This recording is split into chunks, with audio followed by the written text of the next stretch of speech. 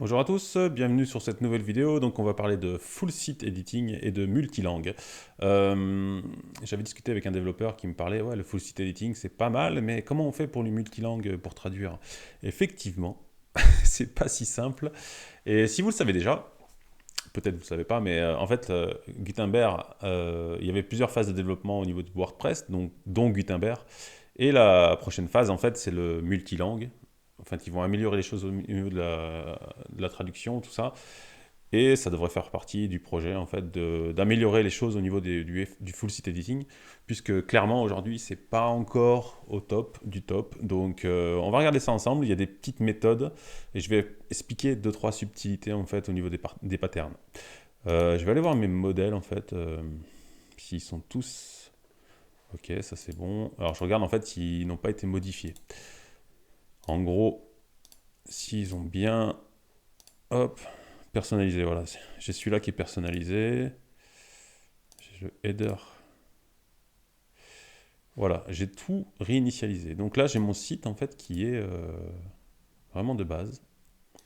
Donc on est sur 2023. Donc voilà, tout est classique. Donc par défaut, en fait, je vais corriger déjà une première chose en fait. Je vais corriger déjà une première chose que j'avais entendue au WordCamp à Lyon. Donc je vais pas balancer qui a dit ça. Ça va rester entre nous. En fait, effectivement, les patterns, ils sont en PHP. C'est vrai. Et si je vais dans le footer défaut, je suis ici, on voit que effectivement j'ai mon pattern en fait défini avec des blocs, etc. Gutenberg, avec les commentaires qui vont bien, etc. Et j'ai aussi du PHP qui permet de traduire cette phrase. Voilà. Euh, et effectivement, ça marche. Mais il y a une subtilité. On va regarder ensemble. Donc là, ce qu'on va faire, c'est que je vais aller dans le header. J'aurais peut-être pas dû l'enlever ça. Et je vais ajouter un élément qui va me servir. Est-ce que je le trouve? Lang switcher. Voilà. Sur ce site-là, j'ai mis polylang. Et j'ai donc mis le lang switcher. On va retourner sur la home. Voilà. Donc là, je suis en version anglaise par défaut. Et je vais passer en version française. Là, on voit, ah, ça m'a traduit ça. Et ça a aussi traduit fièrement propulsé par WordPress. Donc là, on voit que la phrase qui est dans ce pattern a bien été traduite. Jusque-là, tout va bien, ça marche. Là, on est vraiment dans un pattern. Alors maintenant, je vais vous faire voir un truc qui est très embêtant. C'est que si je vais dans mon footer... Ouais, si je vais dans le footer. Donc là, c'est le footer qui vient du thème. Il n'a jamais été modifié. Je vais peut-être aller dans le footer. Peut-être celui-là, non? Je me suis planté. Il est où le footer? Footer classique, voilà. Je vais lui faire une petite modif. Je vais juste rajouter n'importe. PPP. Voilà, juste histoire de modifier. Alors je vais confirmer où l'enregistrement. Je vais faire juste le footer normal, le défaut. Et donc là, qu'est-ce qui se passe? Je viens de modifier le pattern. Si je vais sur mon site, donc vous avez vu tout à l'heure, ça avait traduit. Et bien maintenant, si je passe en français, et bien ça ne traduit plus.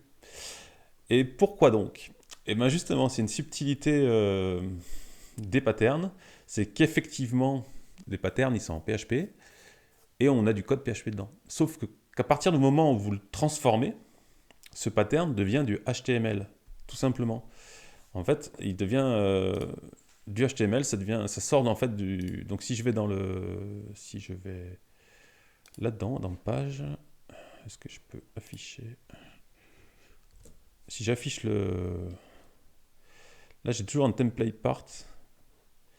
Dans le template, c'est pas évident à voir là comme ça parce que dans le template part, en fait, il est. Ce qu'on va faire, c'est que je vais aller dans. Donc vous avez vu, hein, j'ai modifié et ça ne marche plus. Je vais retourner ici, je vais gérer tous mes modèles. Voilà, on voit que le footer ici il est personnalisé. Ah, donc à chaque fois que vous modifiez un élément, que ce soit un template ou un part, je sais pas comment on appelle en français, un élément de modèle, en fait ça vous met personnalisé. C'est-à-dire qu'à partir du moment où vous avez modifié, ça ne vient plus du fichier, mais ça vient de la base de données. En fait, les éléments, ils sont le code qui se trouve dans le fichier ici, dans footer défaut, ben, il ne prend plus celui-là. Il prend un code qu'il a sauvé en base avec les modifications. Donc quand on modifie un élément de modèle, en fait, ça ne modifie pas le fichier qui est dans le thème, mais ça fait une copie en base de données et ça garde la copie modifiée. Voilà, ça c'est vraiment important à le savoir. Et après, on peut exporter tout ça dans un nouveau thème, mais enfin exporter tout le thème avec les fichiers modifiés, mais il faut vraiment savoir que WordPress ne modifie pas les fichiers. Donc là, j'efface complètement ma modification, ok, et je vais aller dans le site encore une fois. Donc à partir du moment où on prend le fichier, là on a vraiment du PHP, voilà, ça retraduit correctement. À partir du moment où on prend vraiment le fichier et non pas le modèle sauvé en base qu'on a modifié, ça reste du PHP et donc c'est le système de translation, il fonctionne en fait.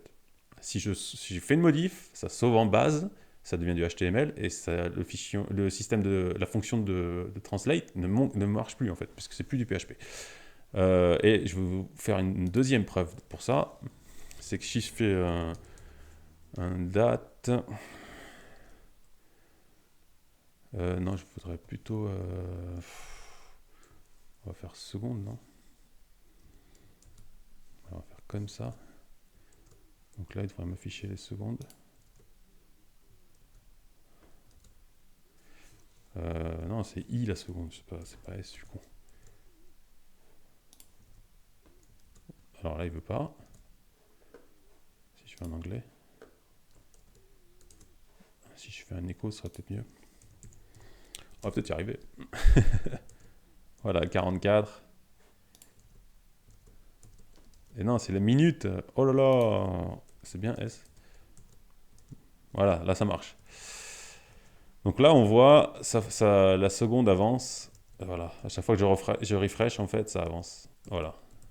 Donc on voit bien que le PHP est bien exécuté. Si je modifie, encore une fois, on le refait, le footer, que j'ajoute un paragraphe modif, je sauve, j'enregistre, je retourne sur le site. Là, ça ne change plus. Voilà, je refresh. La date, enfin les secondes ne changent plus, donc on est vraiment sur du statique. Donc il y a vraiment une super subtilité, d'ailleurs je pourrais presque faire la vidéo que là-dessus, il y a une super subtilité en fait sur le fait qu'on utilise en fait, soit on utilise le fichier qui se trouve dans le thème ici des patterns, donc là on a du PHP, et donc là tout ce qui est fonction PHP à l'intérieur fonctionne parfaitement. Et à partir du moment où on fait une modif, WordPress va sauver ce sort de modèle, de template en fait, va le sauver en base de données et en HTML, en statique. Donc là, le PHP ne fonctionne plus, on est sur du statique. Donc là, mes secondes ne bougent plus, mon fichier n'est plus traduit, etc. Donc c'est vraiment quelque chose à connaître, c'est hyper important, et il faut bien comprendre que oui, les fichiers sont en PHP, on peut mettre du PHP dedans, mais à partir du moment où on modifie, ça ne marche plus.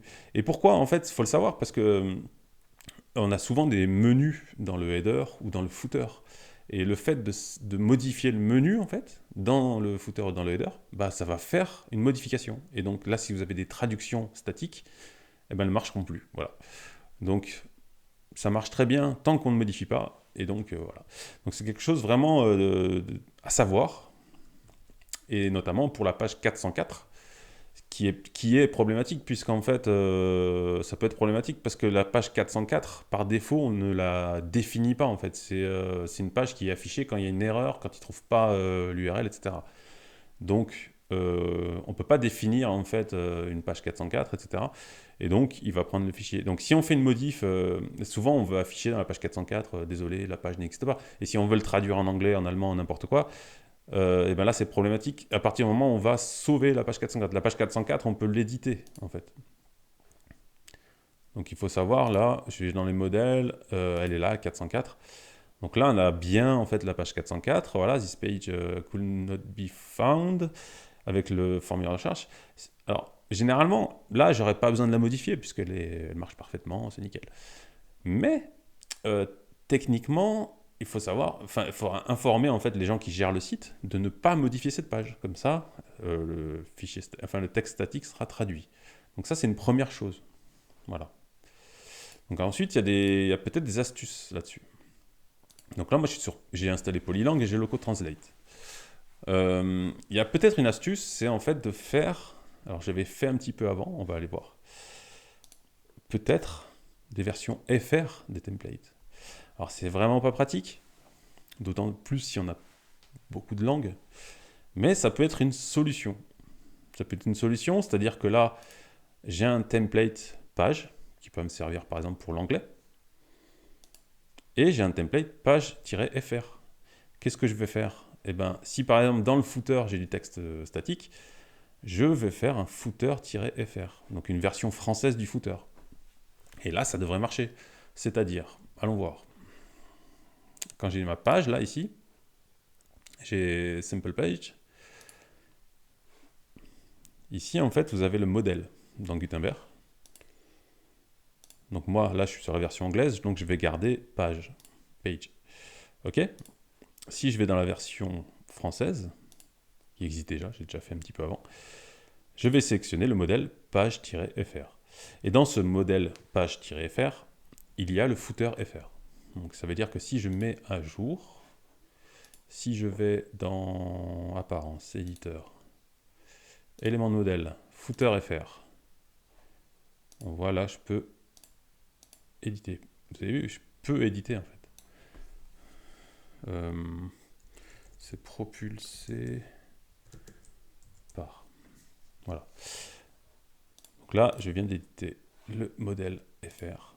Et donc si je vais sur le site, donc là j'ai bien la version anglaise. Je vais aller sur ma page, ça sera mieux. Voilà, Simple Page. Et si je vais dans la version française, donc exemple page, on a bien le modèle français avec propulsé par. Et là, on a vraiment un fichier, un texte statique qui est traduit avec le template. Donc ça, c'est une solution. C'est une solution de faire des templates FR, des templates par défaut. Si vous avez deux langues, ça peut se gérer. D'autant qu'on ne fait pas énormément de fichiers, on en fait de moins en moins. Donc voilà, pour la home, de ça. C'est une solution. Ça peut être fait comme ça. Et j'ai une autre solution qui pourrait éventuellement, ce que j'ai déjà fait, c'est de... Alors je ne vais pas le faire là parce que ça risque d'être un petit peu long. C'est de faire un bloc avec ACF par exemple. D'intégrer dedans une sorte de texte statique qu'on va sélectionner via un champ ACF. Et ce texte statique sera traduit par Loco Translate dans l'admin. Ça, c'est quelque chose que j'ai déjà fait aussi pour des titres dans le menu du footer. Vous savez, des fois, dans le footer, on a des menus, des colonnes de menus, et puis il y a un titre souvent au-dessus pour dire contact, voilà, tous les éléments. Enfin, ça définit en fait le menu qui est dessous. Et donc, forcément, c'est compliqué. Alors, l'idée, c'était le bloc, en fait. En fait, vous faites un bloc où vous allez sélectionner une chaîne de caractères qui correspond à la fonction de traduction de PHP. Et ensuite, ça traduit automatiquement, vous traduisez dans le Loco Translate. Donc ça fonctionne aussi, et c'est dynamique. Donc ça, c'est pas mal, ça marche bien. Donc voilà, il y a différentes solutions, mais effectivement, aujourd'hui, même si on y arrive, il y a différentes solutions. Voilà, faire des versions de templates différentes, ne pas éditer la page 404, par exemple. Alors le footer, c'est difficile. À la limite, si vous n'avez pas de menu, tant mieux. Mais voilà, pour le footer, j'avais justement la personne qui parlait à Lyon expliquait comment on met, vous savez, souvent on met un copyright avec l'année et tout ça. Et l'année, forcément, on met une année dynamique qui se met toute seule à jour en fait tous les ans. Enfin, quand ça change d'année, ça se met tout seul. Et donc il disait ah ouais mais ça marche le fichier PHP. Non en fait ça marche pas parce que si tu vas modifier, que tu mets tu modifies quelque chose dans ton footer, ça ne marche plus en fait. Ton année sera jamais mise à jour. Donc voilà. J'espère que cette vidéo vous a un petit peu éclairé en fait sur le multilangue avec le full site editing, qui n'est pas encore vraiment simple, Heureusement, on ne fait pas que des sites multilingues, mais il y a certains pays pour qui je travaille pas mal, pour la Suisse, eux, ils ont souvent 2, voire 3 langues. Donc c'est un petit peu problématique. Pour l'instant, je m'en sors pas trop mal, mais j'espère que par la suite, en fait, ça va s'améliorer et que ça sera beaucoup plus simple à gérer. Voilà, merci beaucoup d'avoir suivi cette vidéo, puis on se retrouve bientôt sur une nouvelle vidéo. A plus, ciao!